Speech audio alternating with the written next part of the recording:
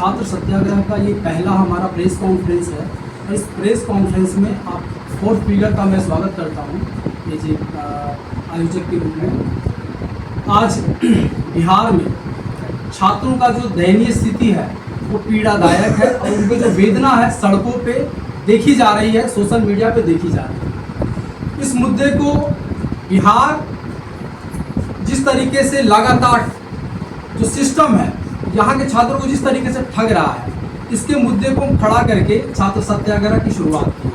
और छात्र सत्याग्रह में हमने देखा है कि बिहार में बीएसएससी एक ऐसा साधन है जो सबसे ज़्यादा तकरीबन 80% नियुक्तियाँ एसएससी के द्वारा होती हैं। लेकिन विडंबना इस बात का है कि जब से 2002 से जब एसएससी बिहार में बना है तब से लेकर आज तक में लगभग 15 बार पेपर लीक हो चुका है। और जब पेपर लीक होता है तो सरकार हो या सिस्टम हो, कोई भी नैतिक रूप से ना तो जिम्मेदारी लेती है ना ही कार्यवाही होती है।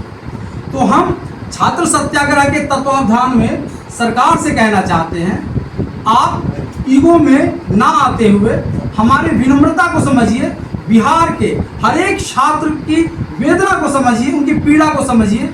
और जो शाख दाव खतरे में जा रहा है, बार बार प्रश्न खड़ा हो रहा है बिहार एसएससी पे, सरकार की ये जिम्मेदारी बनती है, ये नैतिक जिम्मेदारी बनती है और एक कानूनी प्रक्रिया के तहत भी आपकी जिम्मेदारी बनती है कि इसमें सुधार करें। जिस तरीके से लीक होते जा रहा है बिहार, जहाँ पे शिक्षा की जो जननी है, भूमि है, यहाँ पे शिक्षा पे प्रश्न खड़ा होता है, एग्जाम पे प्रश्न खड़ा होता है। लेकिन हम कहना चाहते हैं कि बीएसएससी का जो प्रक्रिया है उसमें आप बदलाव करें और हमारा कुछ मांग पत्र है। इस प्रक्रिया में आज हमारा पहला प्रेस वार्ता है और इस प्रेस वार्ता में हम कहना चाहते हैं कि हम सबसे पहले बिहार के मुख्यमंत्री से मुलाकात करेंगे, महामहिम राज्यपाल से मांग करेंगे कि हमारा जो मांग है वो पूरा करें। और उस तरीके से हम क्रमबद्ध तरीके से अपनी मांग को सुनाना चाहते हैं। पहला है बीएसएससी को संवैधानिक दर्जा दिया जाए। जिस तरीके से सिविल सेवा में यूपीएससी और बीपीएससी का संवैधानिक दर्जा है, वहाँ पे जिम्मेदारियाँ हैं लोगों की, पदाधिकारियों की, यहाँ पे कोई जिम्मेदारियाँ नहीं है। तो अगर ये संवैधानिक दर्जा होता है तो स्टूडेंट को भी फायदा होगा और जो साख खतरे में है बीएसएससी का, उससे भी वो बचेंगे। दूसरा है संपूर्ण परीक्षा प्रणाली का डिजिटलीकरण हो, आधुनिकीकरण हो। बीएसएससी परीक्षा केवल कंप्यूटर आधारित सीबीटी मोड पर होना चाहिए। तीसरा है पेपर लीक पर कठोरतम कार्रवाई होनी चाहिए। ये मीडियाबाजी ना हो बल्कि कार्रवाई हो। बिहार परीक्षा संचालन अधिनियम 2024 के तहत दोषियों पर फास्ट ट्रैक कोर्ट होना चाहिए। चौथा है भर्ती चक्र की समय सीमा, अधिसूचना से अंतिम समय तक अधिकतम 6 महीने विलंब, अधिकारियों को जवाबदेही सुनिश्चित हो। पांचवा है युवा सलाहकार बोर्ड का गठन। बीएसएससी में प्रतियोगी छात्रों का सलाहकार बोर्ड गठित किया जाना चाहिए। चौथा है कोचिंग अधिकारी गठजोड़ की जांच हो, जैसे कि पिछले 5 वर्षों में घोटालों की न्यायिक जांच में ब्लैकलिस्टिंग। सातवां रिक्तियों की एक मुश्त अधिसूचना, सभी विभागों का वार्षिक भर्ती कैलेंडर जारी हो। दस्तावेज सत्यापन का सरलीकरण, डिजिटलकरण आधारित ऑनलाइन सत्यापन अनिवार्य होना चाहिए।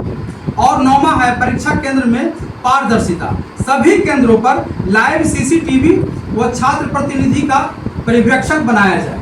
साथ ही साथ हम कहना चाहते हैं कि जिस तरीके से लोक कल्याणकारी कार्यों में ये जो ठेकेदारी प्रथा का चलन बढ़ते जा रहा है और यहाँ पे भ्रष्टाचार होता है, तो ठेकेदारी प्रथा पे अंकुश लगना चाहिए। और बीएसएससी इतना संबल है कि वो एग्जाम सही तरीके से करा सके और कैलेंडर जारी करके उसका पालन कर सके।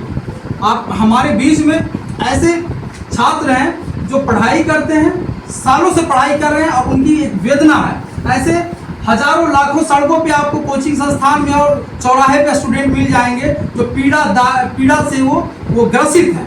तो हम चाहते हैं कि आपके माध्यम से सरकार तक इनका वेदना जाए, एक आम स्टूडेंट का वेदना जाए। आप मांग रख दिए जी, बाकी सत्याग्रह कब से और कहाँ से करेंगे ये बताइए। ये छात्र सत्याग्रह हम स्टूडेंट के बीच में करेंगे बातचीत करके, लेकिन हम सबसे पहले हमारी जिम्मेदारी बनती है कि हमारे अभिभावक हैं बिहार के मुख्यमंत्री और गवर्नर है जो कि वो प्रतिनिधित्व करते हैं केंद्र सरकार का। आपको पता है हमारा जो मांग है ये पूरा मांग बिना केंद्र सरकार से नहीं होगा, क्योंकि ये सदन में पास होना है। तो सबसे पहले हम अपने अभिभावक से मिलेंगे और सरकार से बात करेंगे, मुख्यमंत्री साहब से और महामहिम राज्यपाल से, कि आप इस मैसेज को केंद्र सरकार तक ले जाएं।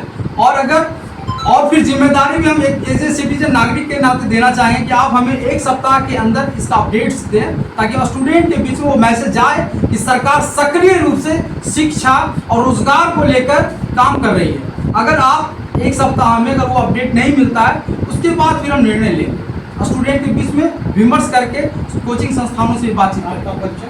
मेरा नाम प्रभात कुमार चंद्रवंशी है और छात्र सत्याग्रह का मैं आयोजक।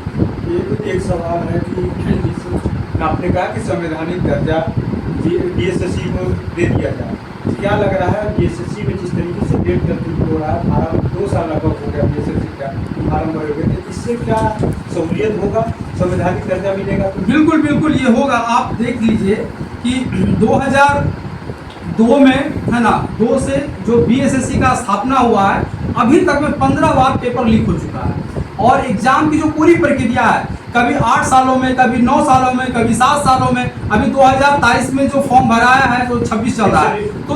तो ये जो निराशा है स्टूडेंट का, उनका उम्र निकलते चला जा रहा है। तो ये सरकार की, संस्थानों की जो गलती है और स्टूडेंट भुगतना पड़ रहा है स्टूडेंट को। तो जो स्टूडेंट यहाँ पे पढ़ाई करके वो नौकरी नहीं ले रहे हैं, प्रतिभा होने के बावजूद भी वो तिहाड़ी में जाकर काम करते हैं, मजदूरी जाके प्रदेश में जाके काम करते हैं, उन्हें लाठी डंडे का मतलब जो सामाजिक जो स्ट्रक्चर है उसका झेलना पड़ता है, उनको दंश झेलना पड़ता है।